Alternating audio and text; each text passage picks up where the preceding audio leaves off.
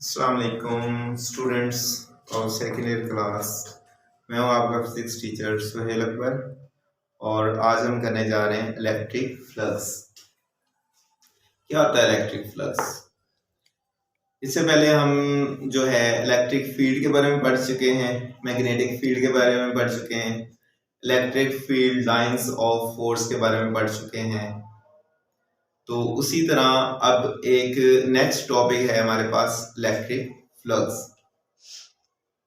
Electric flux क्या होता है कि the total number of electric lines of force passing normally through our area is called electric flux। ये इसकी definition है। Total number of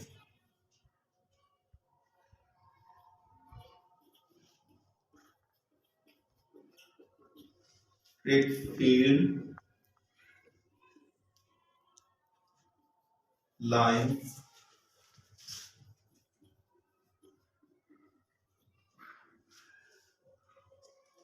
passing normally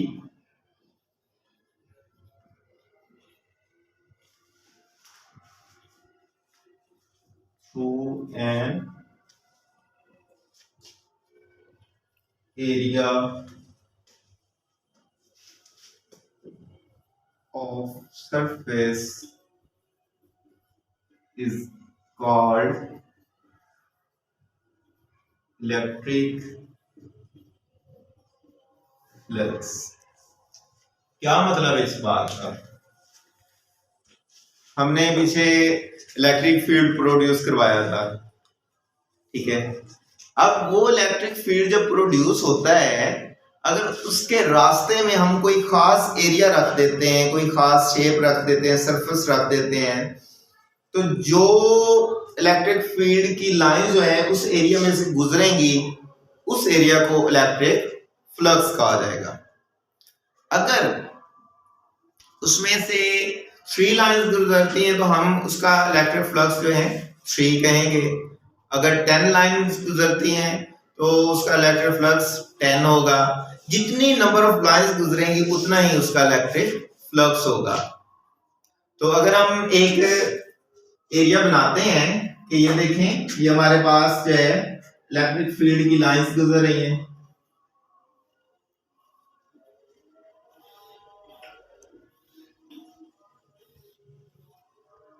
इस तरह से। अब यहां पर मैंने एक एरिया रख दिया।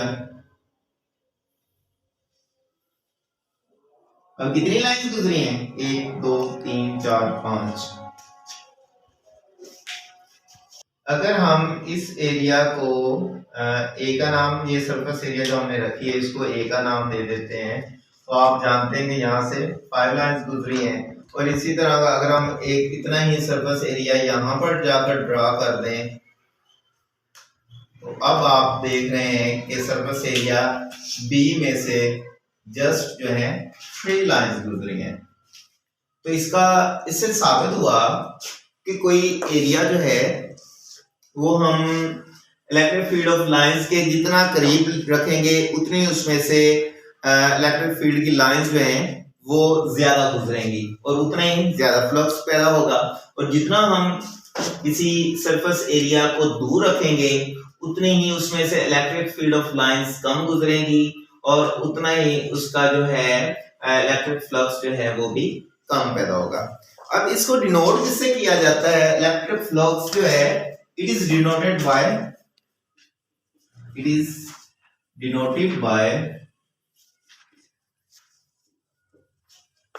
Greek letter। ये ग्रीक लेटर फाई से डिनोट किया जाता है, ठीक है। अच्छा, अब ये क्या चीज है? ये एक स्केलर क्वांटिटी है। इलेक्ट्रिक फ्लक्स जो है ये एक स्केलर क्वांटिटी है और इसका जो फार्मूला है उसमें आता है इलेक्ट्रिक फील्ड इंटेंसिटी भी इसके अंदर मौजूद होती है और इसमें वेक्टर एरिया भी आता है। अब यहाँ पर दो चीजें और भी आनी है कि सरफेस एरिया क्या है और वेक्टर एरिया क्या है, ये भी दो अलग-अलग चीजें होंगी। तो इसका जो फार्मूला है हमारे पास वो ये है कि फाई ई, अब मैंने फाई के साथ ई क्यों लिखा है, या तो मैंने जो है फ्लक्स का जो है वो मेंशन किया है कि इसको फाई से मेंशन करते हैं, और यहाँ पर मैंने ई नहीं लगाया, यहाँ पर ई क्यों लगाया है? दरअसल इसकी रीजन ये है, फ्लक्स जरूरी नहीं है इलेक्ट्रिक फील्ड के फ्लक्स निकाला जाए, फ्लक्स जो है मैग्नेटिक फील्ड का भी फ्लक्स निकाला जा सकता है। जैसे जरा अगर हम थोड़ा पीछे जाएं तो हमने पढ़ा था मैग्नेटिक फोर्स अट्रैक्शन पढ़ी थी, ठीक है। नॉर्थ पोल से जो है रेज निकलती हैं, शुआएं निकलती हैं और साउथ पोल में इंटर होती हैं फोर्स ऑफ लाइंस, अगर आपको याद हो तो उसमें जो है वहां पर भी हम अगर कोई सरफेस एरिया रख दें तो यहाँ वहां पर भी जो है फ्लक्स इलेक्ट्रिक फ्लक्स पैदा हो सकता है, और वहां पर जो फ्लक्स पैदा होगा उसे हम मैग्नेटिक फ्लक्स पैदा करेंगे कहेंगे। तो यहाँ पर क्योंकि हम इलेक्ट्रिक फ्लक्स की बात कर रहे हैं, इलेक्ट्रिक फील्ड की बात कर रहे हैं, इसलिए यहाँ पर जो पैदा होने वाला फ्लक्स होगा वो इलेक्ट्रिक फ्लक्स कहलाएगा, ये आपने याद रखना है। तो इलेक्ट्रिक फ्लक्स का जो फॉर्मूला है फाई ई जो है इलेक्ट्रिक फील्ड इंटेंसिटी, यहाँ पर डॉट प्रोडक्ट आएगा, इसमें electric field intensity dot vector area आएगा, ई डॉट ए। ई यहाँ पर इलेक्ट्रिक फील्ड इंटेंसिटी है और ए यहाँ पर वेक्टर एरिया है। अच्छा, अब अगर हम इनका डॉट प्रोडक्ट हटाएंगे तो यहाँ पर क्या आ जाएगा, ई ए और थीटा, और इसका ऐसे यूनिट क्या होता है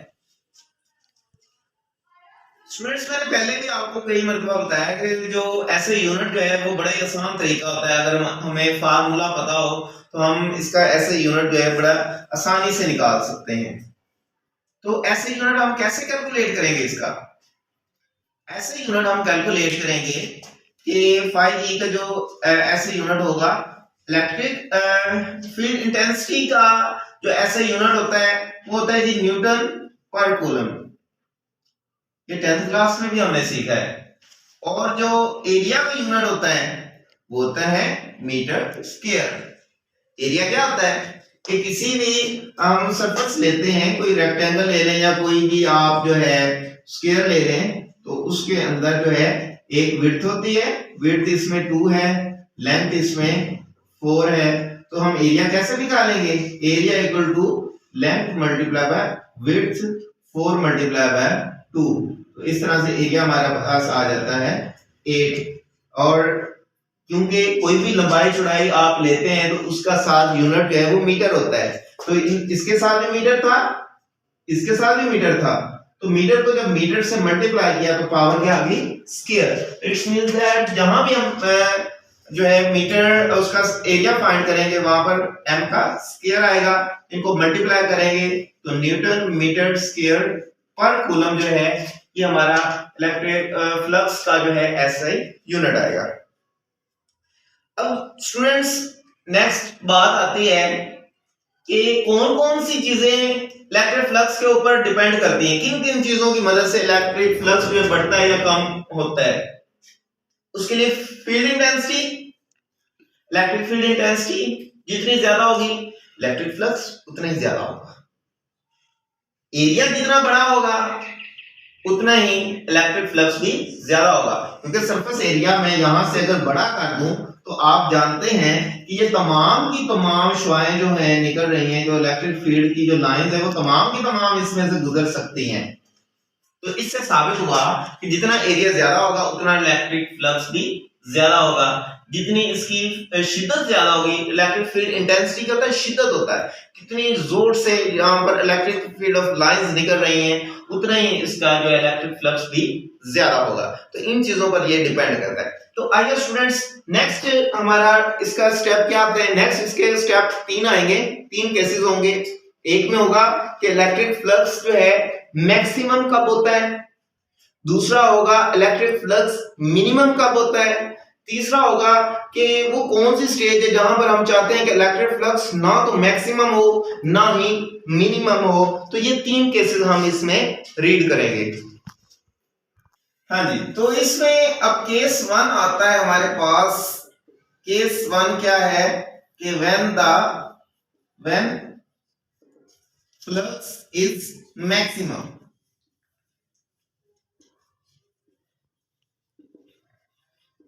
हम निकालना चाहते हैं कि फ्लक्स जो है वो मैक्सिमम कब होगा। तो मैं क्या करूंगा, मैं सरफेस एरिया को इलेक्ट्रिक फील्ड लाइंस के परपेंडिकुलर रख दूंगा। देखिए जरा,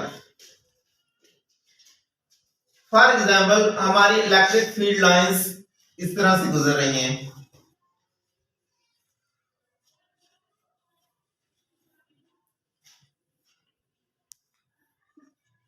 इलेक्ट्रिक फील्ड लाइंस की डायरेक्शन है, मतलब कि एक्स एक्सिस की डायरेक्शन में जा रही है। ठीक है, अब मैंने क्या किया है, मैंने इनके रास्ते में परपेंडिकुलर सरफेस एरिया रख दिया है। परपेंडिकुलर सरफेस एरिया जब मैंने रखा तो क्या हुआ, क्या देखता हूं मैं देखता हूं कि इसमें से कितनी इलेक्ट्रिक फील्ड लाइंस गुजर रही हैं, 1 2 3 4 5 6। इसका मतलब है इसका इलेक्ट्रिक फ्लक्स कितना होगा, 6 होगा।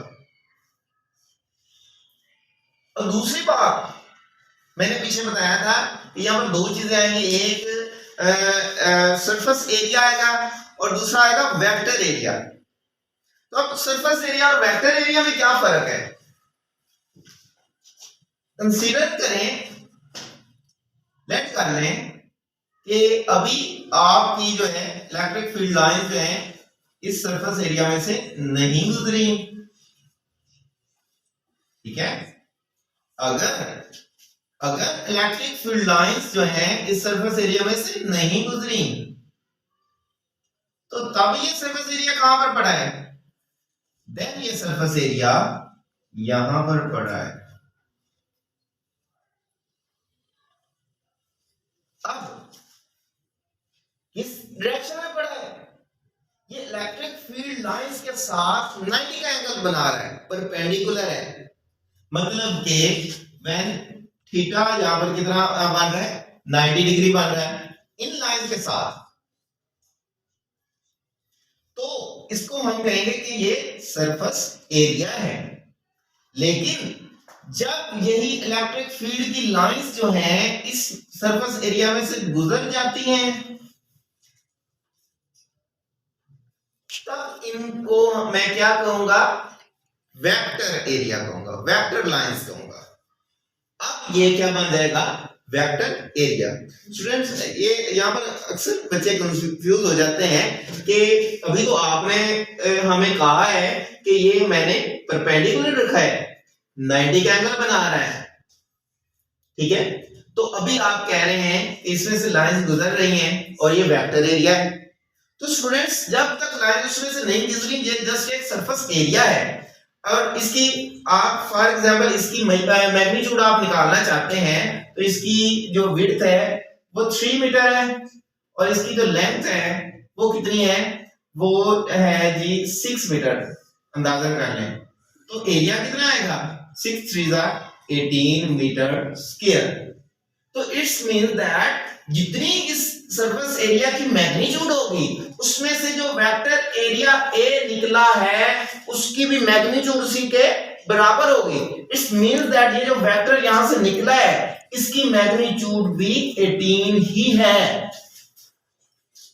और दूसरी इंटरेस्टिंग बात ये है कि हमने इलेक्ट्रिक फ्लक्स निकालना है कि कब मैक्सिमम है, तो उसके लिए हमने जिक्र कर रहे हैं वेक्टर एरिया का, ना कि सरफेस एरिया का जिक्र कर रहे हो। फार्मूले में आप देख सकते हैं वेक्टर एरिया है, एक ऊपर लाइन लगी है जिसका मतलब है वो वेक्टर की फॉर्म बना रहा है। तो इट्स मीन दैट जब वो वेक्टर एरिया है तो इसलिए हम जो वेक्टर एरिया को ही जो है यहां पर कैलकुलेट करेंगे, ना कि सरफेस एरिया को।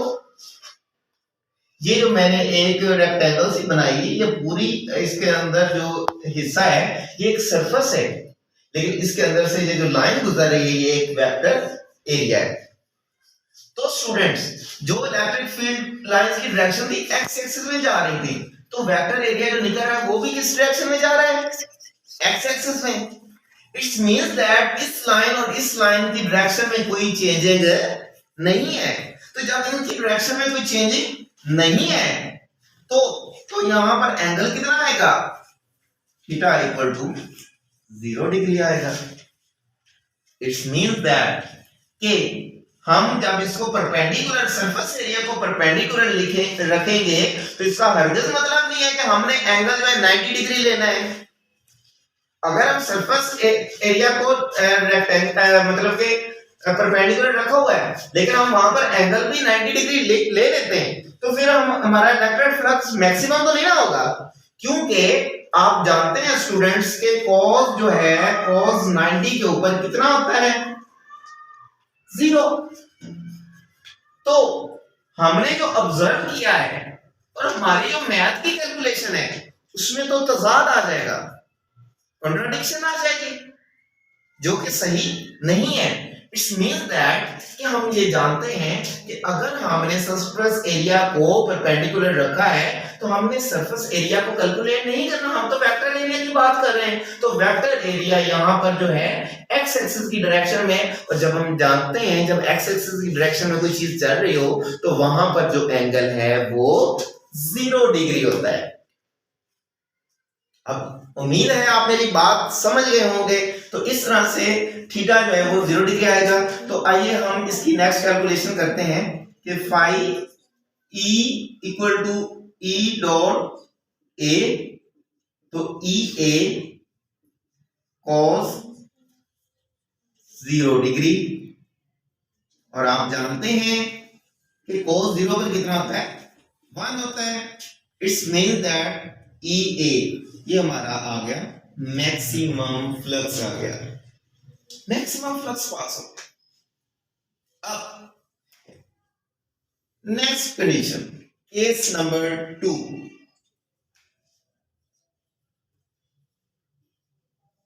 केस नंबर 2 में क्या आएगा स्टूडेंट्स? when flux minimum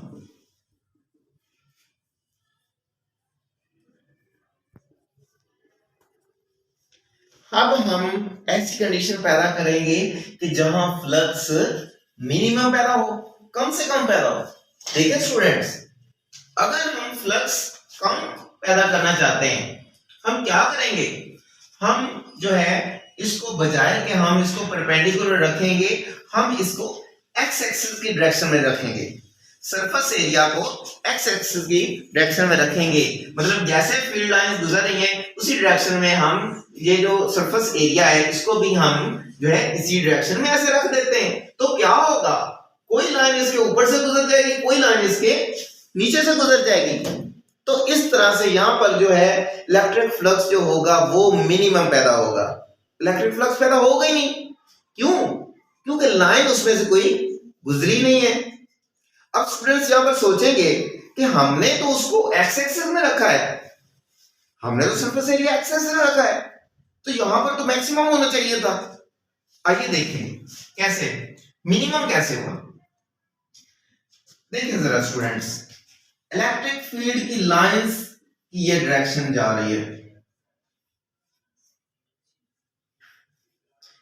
और हमने क्या किया है, इसमें जो सरफेस एरिया रखा है वो हमने इसी की डायरेक्शन में रख दिया है, मतलब कि 90 का एंगल नहीं बना रहा। जैसे मैंने अभी ये बुक आपके सामने यहाँ पर रख के दिखाई है, इस तरह से हमने रखा हुआ है। तो यहाँ पर ऐसे कहीं भी आप रख लें, कोई भी लाइन इसके अंदर से पास नहीं होगी, कोई ऊपर से गुजर जाएगी, कोई नीचे से गुजर जाएगी।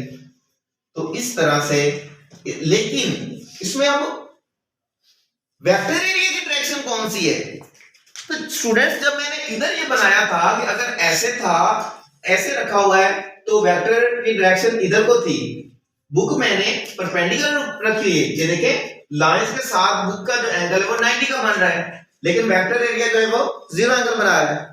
अब जब बुक को ऐसे रखा है, इट्स मीन दैट इनकी इलेक्ट्रिक फील्ड की लाइंस वही रहेगी, लेकिन वेक्टर जो है, वेक्टर एरिया ए किस डायरेक्शन में चला जाएगा, 90 डिग्री में।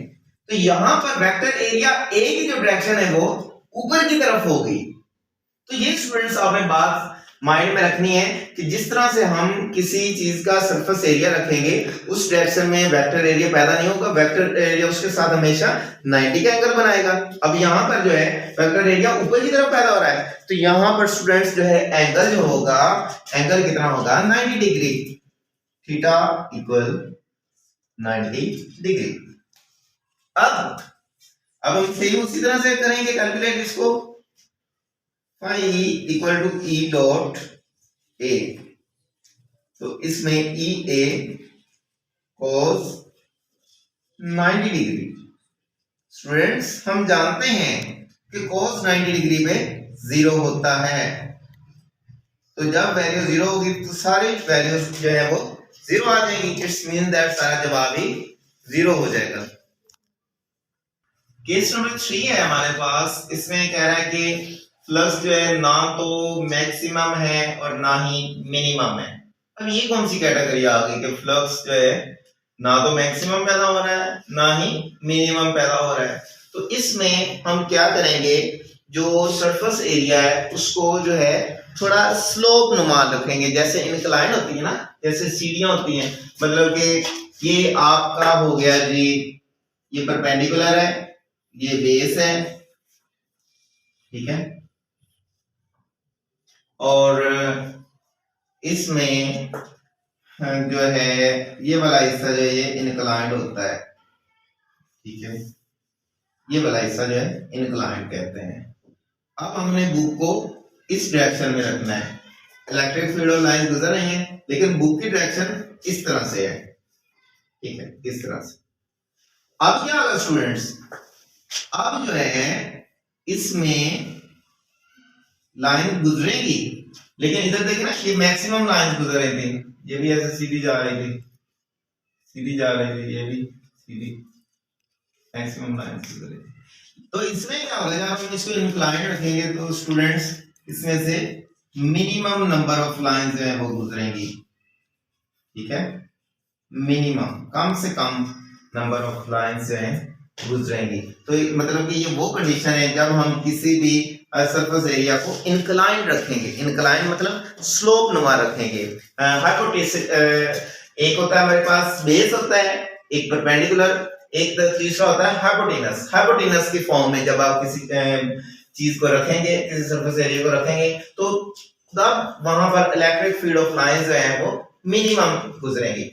अब हम चाहते हैं कि जब इसको हमने इंक्लाइन किया है तो हम ये जानते हैं कि जैसे भी हम सरफेस एरिया रखेंगे, इलेक्ट्रिक फील्ड जो वेक्टर एरिया ए है उसमें उसके हमेशा परपेंडिकुलर ही जाना है।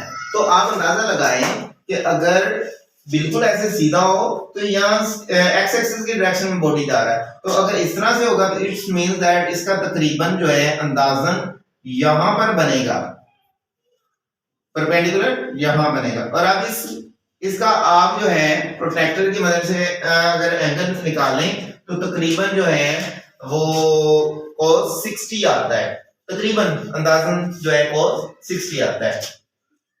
तो phi e equal to e dot A आ रहा है, ये आ गया e a cos थीटा, तो e a cos जो है 60 डिग्री। तो cos 60 पे कितना होता है, cos 60 पे होता है 0.5 होता है, तकरीबन नियरली अबाउट इतना ही होता है। तो इसका मतलब है कि उसमें जितनी भी इलेक्ट्रिक फील्ड ऑफ लाइन जो है परपेंडिकुलर फॉर्म में जितनी भी गुजरी है, तो जब हम उसको 60 डिग्री के एंगल पर रखेंगे तब उसमें से इलेक्ट्रिक फील्ड की लाइन जो है वो मिनिमम गुजरेगी, कम से कम गुजरेगी। तो cos 0 पे 1 होता है, cos 30 पे जो है वो होता है 3 का रूट बाय 2 होता है, cos 45 पे 1/2 का अंडर रूट होता है, cos 60 पे 1/2 होता है। तो 1/2 जब हम करेंगे तो ये तकरीबन 0.5 EA आएगा। वही बात आ गई कि जो है आधी मिकदार गुजरेगी इलेक्ट्रिक फील्ड ऑफ लाइंस की। तो ये थे स्टूडेंट्स हमारे 3 केस जिनको हमने सॉल्व किया है कि कब इलेक्ट्रिक फ्लक्स मैक्सिमम होगा, कब मिनिमम होगा और कब जो है वो मैक्सिमम और मिनिमम जो है दोनों के सेंटर वाले हिस्सा में आएगा। तो यहाँ पर इसका ऊपर की तरफ बनाना था, इलेक्ट्रिक जो है एरिया जो है वो ऊपर की तरफ जा रहा है, तो यहाँ पर 90 डिग्री का एंगल बन रहा था जिस वजह से थीटा इक्वल टू 90 आया। यहाँ पर आप कह सकते हैं 90 डिग्री है और इधर जो है यहाँ पर जो एंगल है वो 0 डिग्री बन रहा है। ये था हमारा आज का टॉपिक। नेक्स्ट इंशाल्लाह अगले टॉपिक में मुलाकात होगी। अल्लाह हाफिज़।